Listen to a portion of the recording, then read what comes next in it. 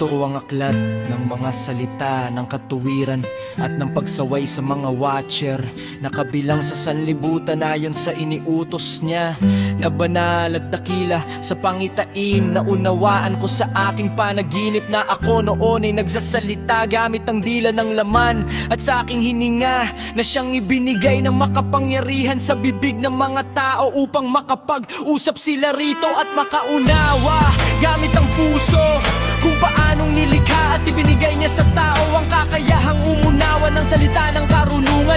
Gayun din naman ay nilikha at ibinigay niya sa akin ang kakayahang sumaway sa mga watcher, ang mga supling ng langit. Isinulat ko na ang inyong kahilingan at sa akin pangitain ay hindi nakita sa akin na ang inyong kahilingan ay hindi pagkakaloob sa inyo habang ang sanlibutan ay nananatili. Ang paghatol ay ipinasa na sa inyo. Ang inyong kahilingan ay hindi ipagkakaloob sa inyo. Mula sa panahong ito pasulong, hindi na kayo aakyat sa langit. Sinabi niya na sa lupa kayo kanyang igagapos habang ang sanlibutan ay nananatili. Ngunit bago ang mga bagay na ito, inyong masasaksihan ng pagkapuksa ng inyong minamahal na mga anak.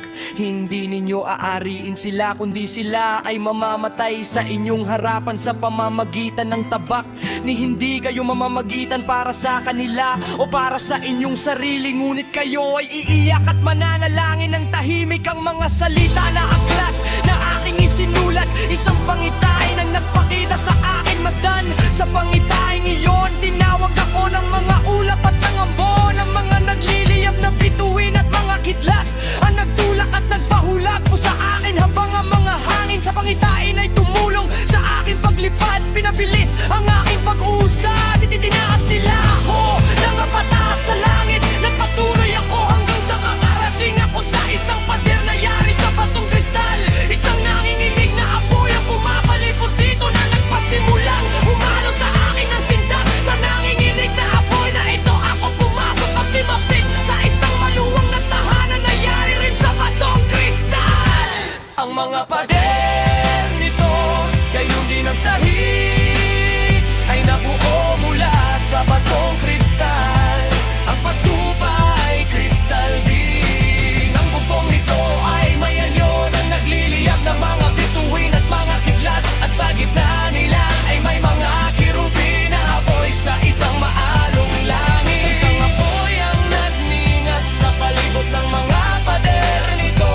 At ang pintuan nito ay nagliliyab sa apoy nang pumasok ako sa tahanan ito.